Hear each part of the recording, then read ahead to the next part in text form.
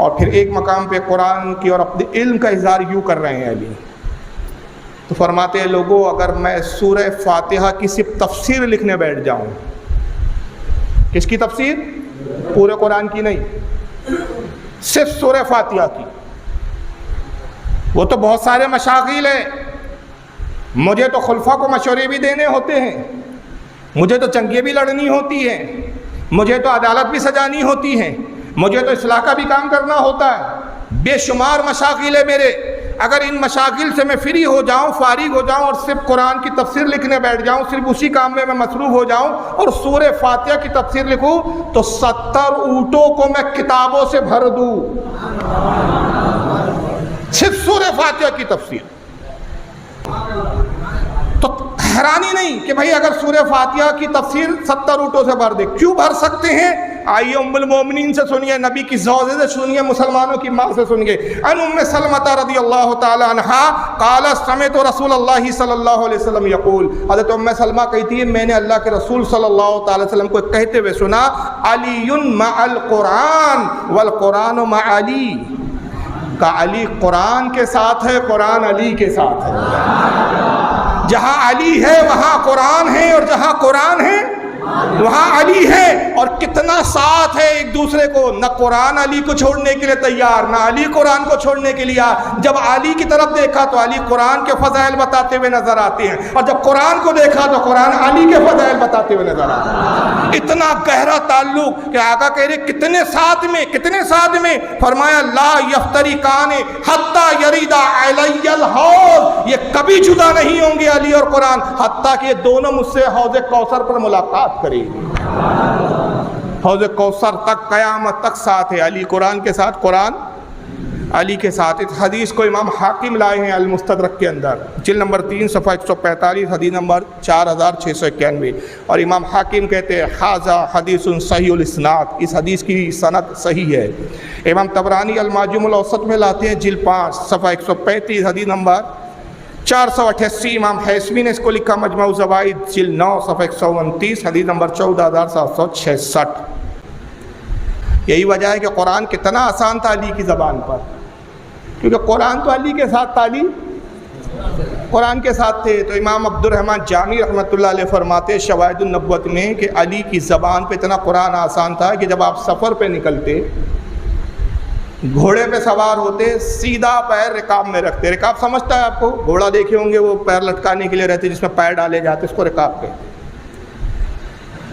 زین ہوتی ہے، زین سے وہ لگا ہوا رکاب ہوتی ہے۔ پہلا پیر آپ سیدھا پیر گھوڑے کی رکاب میں ڈالتے، پھر آپ اچھل کے ایسا بیٹھتے، دوسرا پیر رکاب میں ڈالتے۔ کتنی دیر لگتی ہے آپ تصور کیجئے، یہ پیر ڈالا، اب آج کل گھوڑا نہیں ہے تو آپ اپنی گاڑی کا تصور کر لیجئے۔ بائک پہ آپ بیٹھ رہے ہیں، ایک پیر زمین پر ہے، دوسرا پیر آپ نے پہلا پیر زمین پہ رکھا، پھر ایسا اچھلے، پیر بائک کی سیٹ پہ بیٹھے، دوسرا پیر بھی زمین پہ آپ نے ایسا ٹکا دیا۔ دونوں کے درمیان میں کتنا وقفہ لگا بھائی؟ سیکنڈوں کا ٹائم ہے۔ عبد الرحمن جامی رحمۃ اللہ کہتے ہیں کہ علی کی کرامت تھی، مولا کائنات کی زبان پہ قرآن کتنا آسان تھا۔ ایک پیر رکاب میں رکھتے تو قرآن شروع کرتے، اور جب دوسرا پیر رکاب میں ڈالتے اس درمیان میں پورا قرآن ختم کر دیتے۔ کتنے سیکنڈ میں قرآن ختم ہو رہا ہے؟ سیکنڈوں۔ مگر کیا یہ بات آپ کو ہضم ہو رہی ہے؟ آپ سننی ہے اس لیے ہضم کر رہے، وہاں بھی تھوڑی کریں گا۔ تو ایک وہابی صاحب نے مجھ سے بمبئی میں اعتراض بھی کیا تھا جب میں نے روایت سنا دی، کہا کہ دیکھیے عبد الرحمن جامی تو ایک معتبر محدث نہیں ہے کوئی بہت بڑے، بخاری میں ہے کیا؟ بخاری میں ہے کیا یہ؟ میں نے کہا یہ کیا وحی آئی تھی کہ ہر حدیث بخاری میں ہی ہونا؟ اللہ کے نبی نے بولا تھا کہ بخاری میں رہے تو ماننا ورنہ مت ماننا۔ کیا رسول کے بعد امام بخاری تمہارے پیغمبر ہے کیا کہ بخاری میں ہونا؟ ارے بھائی فضیلت کی حدیث ہے، عظمت کی بات ہے، جس کتاب میں مل جائے اچھی بات ہے، لے لو۔ کہا نہیں صاحب دیکھیے اصل میں کیا ہے، بخاری میں ہوتا تو ہم تھوڑا بہت یقین کر بھی لیتے، لیکن آپ نے ایسی کتاب کا حوالہ دیا شواہد النبوت جو ہمارے نزدیک معتبر نہیں ہے، اور اس لیے نہیں ہے کہ یہ بات تھوڑی مبالغہ، حد درجے زیادہ مبالغہ لگ رہا ہے۔ ایک سورت کو اگر ختم کرنے کے لیے 1 منٹ بھی چاہیے تو 114 صورتیں ہیں تو کم سے کم 1 گھنٹہ 54 منٹ چاہیے، 1 گھنٹہ 54 منٹ چاہیے۔ یعنی حالانکہ ایک صورت 1 منٹ میں بھی ختم نہیں ہوتی، کیونکہ کئی صورتیں جیسے سورہ بقرہ تو 2.5 پارے کی ہے، یہ سورہ آل عمران بھی بڑی ہے، کئی صورتیں بہت بڑی بڑی ہے، جس میں سب سے بڑی تو سورہ بقرہ 2.5 پارے کی، تو وہی ہے۔ بالفرض اگر مان لے کہ ایک صورت 1 منٹ میں بھی ختم کی جائے تو 114 منٹ چاہیے 114 صورتوں کے لیے، اور 114 صورتوں کے 114 منٹ پکڑ لیں تو 1 گھنٹہ 54 منٹ ہوتے ہیں۔ گھوڑے پہ جب بیٹھے تو تمہیں تو 2-4 سیکنڈ کی بات ہوئی اور آپ کہہ رہے پورا قرآن ختم کر دیتے، یہ کیسا ہوا؟ میں نے کہا چلو آپ نے بخاری کہا نا، تب بخاری سے سن لو۔ امام بخاری رحمۃ اللہ علیہ کتاب الانبیاء میں لائے یہ حدیث، باب ہے قولہ تعالی وآتینا داؤد زبورا، حدیث نمبر 3417، اور اس کو امام احمد ابن حنبل نے بھی اپنی المسند الاحمد میں لکھا، حدیث نمبر 8160۔ امام بخاری رحمۃ اللہ علیہ حضرت ابو ہریرہ رضی اللہ تعالیٰ سے روایت کرتے ہیں کہ ابو ہریرہ کہتے ہیں کہ اللہ کے نبی نے فرمایا کہ حضرت داؤد علیہ السلام جب سفر پہ جانے کا ارادہ کرتے تو گھوڑے پہ زین رکھتے، بیٹھنے کے لیے جو زین ہوتی نا، اور اس کا پٹا باندھتے، جب پٹے کو پکڑتے تو آپ زبور کو پڑھنا شروع کرتے، اور جب پٹا باندھ چکے ہوتے تو اتنے درمیان میں زبور ختم کر دیتے۔ تو بھائی یہ تو بخاری میں حضرت داؤد کے بارے میں آیا کہ زبور ختم کر دیتے تھے، تو جب بخاری کی حدیث میں داؤد کا آپ زبور ختم کرنا مان سکتے ہو تو علی کا قرآن ختم کرتے تھے، یہ ماننے میں آپ کو کون سا بخار آ رہا ہے؟ اب اگر چلو کوئی کہے ہم حدیث بھی نہیں مانتے، بھائی وقت آنے پہ یہ لوگ بخاری کا بھی انکار کر دیتے، تو قرآن کا تو انکار نہیں کروں گے نا۔ قرآن میں سورہ نمل آئی ہے، پارہ نمبر 19، پارہ 19 ہے سورہ نمل، آیت نمبر 37 سے لے کر 40 تک قرآن ایک واقعہ بیان کرتا ہے۔ واقعہ بڑا لمبا اور تفصیل کے ساتھ ہے، مختصر میں عرض کر رہا ہوں۔ سلیمان علیہ السلام اللہ کے نبی ہیں، ان کے زمانے میں ایک رانی ہے، ایک ملکہ ہے جس کا نام ہے ملکہ بلقیس۔ ایک ملک تھا، ملک سبا، وہاں وہ رہتی تھی اور سورج کی پوجا کرتی تھی، مشرک تھی پہلے۔ حضرت سلیمان علیہ السلام نے اس کو خط لکھا کہ تو اسلام قبول کرو، ایمان لا مجھ پر، میں اللہ کا نبی ہوں، اللہ پر ایمان لا، مجھ پر ایمان لا۔ بہرحال جب خط پہنچا تو وہ اپنے قافلوں کے ساتھ، اپنے سپاہیوں کے ساتھ حضرت سلیمان سے ملاقات کے لیے نکلتی ہے، کہتی ہے کہ میں حضرت سلیمان سے خود ملوں گی اور دیکھوں گی وہ نبی ہے کہ عام انسان ہے کہ عام بادشاہ ہے، میں خود امتحان لوں گی ان کا۔ ادھر حضرت سلیمان علیہ السلام کیا کرتے، اس کا ایک تخت تھا، تخت بلقیس جس کو کہا جاتا تھا۔ کتنا بڑا تخت تھا وہ؟ مفسرین کہتے ہیں کہ اس تخت کی چوڑائی 40 فٹ تھی، 40 گز تھی، 1 فٹ سے زیادہ ہوتا ہے گز، اور لمبائی اس کی 80 گز تھی۔ چوڑائی 40 فٹ 40 گز اور لمبائی۔ اس تخت پر وہ دربار بٹھاتی تھی اپنے خاص وزیروں کے ساتھ، اس تخت پہ بیٹھی، اس تخت میں ہیرے جواہرات جڑے ہوئے تھے، اور وہ تخت سونے کا بنا ہوا تھا، پورا تخت سونے کا تھا، نقاشیاں تھی اس میں ہیرے اور جواہرات اور قیمتی موتی کی، بڑا قیمتی تخت تھا وہ، اتنا قیمتی تخت اس وقت دنیا میں کسی کے پاس نہیں تھا۔ اور اس تخت کی حفاظت کے لیے کیا کیا گیا تھا، 7 کمرے بنائے تھے حضرت بلقیس نے، بعد میں ایمان لائی، ان کے نکاح بھی ہوا حضرت سلیمان علیہ السلام سے، لیکن ابھی کفر کی حالت میں۔ تخت کو کی حفاظت کے لیے 7 کمرے بنائے، بیچ میں تخت ہے، اس کے ارد گرد ایک کمرہ، پھر اس کے ارد گرد دوسرا کمرہ، پھر اس کے ارد گرد جیسے پیاز کے چھلکے ہوتے ہیں نا، ویسے ہر پرت در پرت کمرے ہیں، بیچ میں تخت ہے۔ اس تخت تک عام آدمی کی رسائی نہیں تھی۔ حضرت سلیمان جہاں تشریف فرما ہے، ملک سبا 900 میل کی دوری پر ہے وہاں سے۔ کتنے میل کی دوری؟ 900۔ یہاں سے بمبئی سے بھی زیادہ ہے، میرے خیال سے بمبئی 880 کلومیٹر کچھ ہے۔ کتنا؟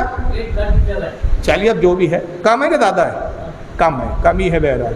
900 میل، اچھا یہ تو کلومیٹر ہے، میل کلومیٹر سے زیادہ ہوتا ہے جی۔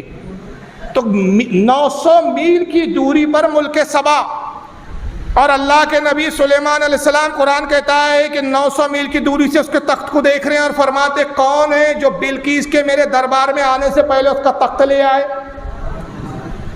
کون ہے تم میں سے؟ درباریوں سے کہہ رہے ہیں۔ اب یہ حدیث تو نہیں ہے بھائی، قرآن ہے، قرآن کہتا ہے قالا عفرت من الجن انا آتیک بہ قبل ان تقوم من مقامک وانی علیہ لقوی امین۔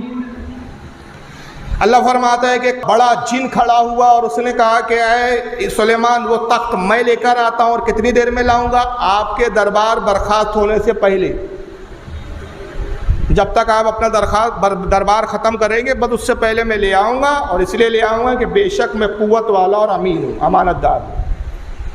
کتنے دیر کا دربار تھا سلیمان علیہ السلام کا؟ صبح دربار شروع ہوتا اور دوپہر میں ظہر کے وقت ختم ہو جاتا۔ کتنے گھنٹے کا دربار تھا؟ 7 بجے دربار شروع ہوا، 12:30 بجے ختم ہو گیا، 12 بجے ختم ہو گیا، 4 گھنٹے کا دربار، یعنی 4 گھنٹے کے اندر وہ جاؤں گا بھی اور جا کے وہ تخت لے بھی آؤں گا۔ قرآن کہتا ہے کہ وہ جن کھڑا ہوا اور اس نے کہا کہ کتنی دیر میں لے آؤں گا؟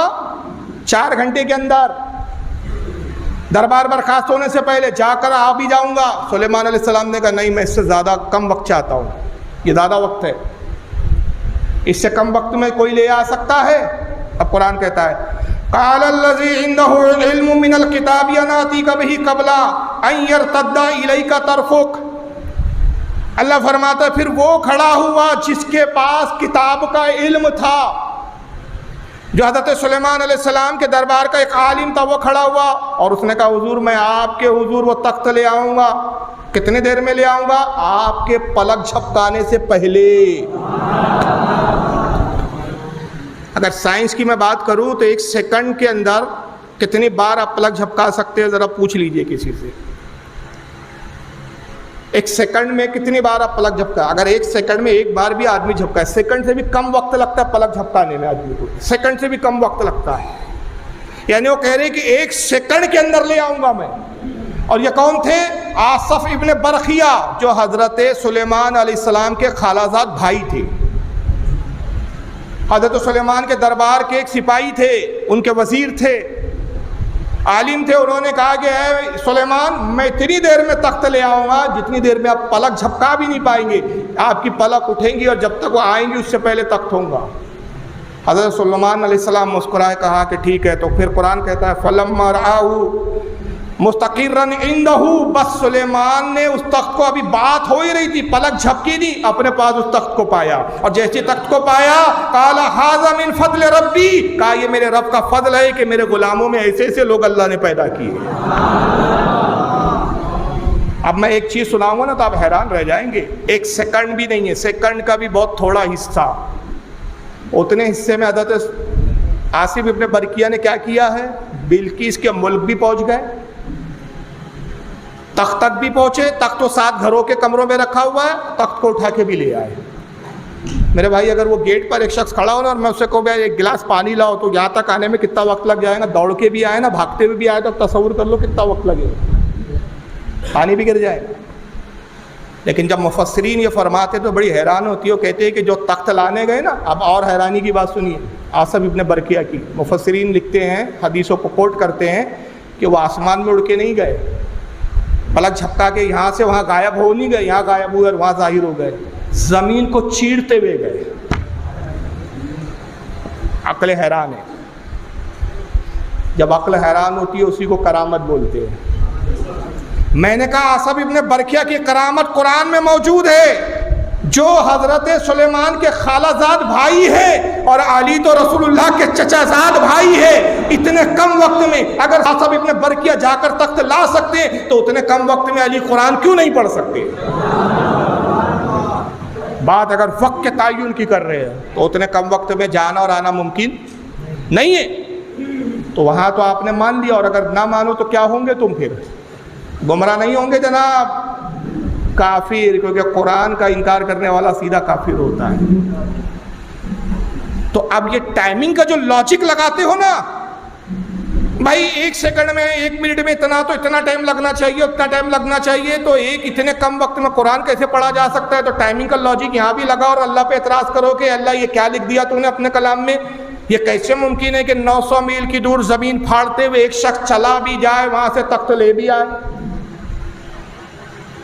تو ٹائمنگ سمیٹ دیا گیا تھا آصف ابن برقیہ کے لیے، وقت کو سمیٹ دیا گیا تھا۔ تو اسی طرح مولا کائنات جب تلاوت شروع کرتے وقت کو سمیٹ دیا جاتا تھا، اور یہ حضرت علی کی کرامت تھی۔ اگر تمہارے سمجھ میں آ جاتی تو پھر کرامت کہاں ہوتی، اور سمجھ میں آ جاتے تو پھر علی کہاں رہتے؟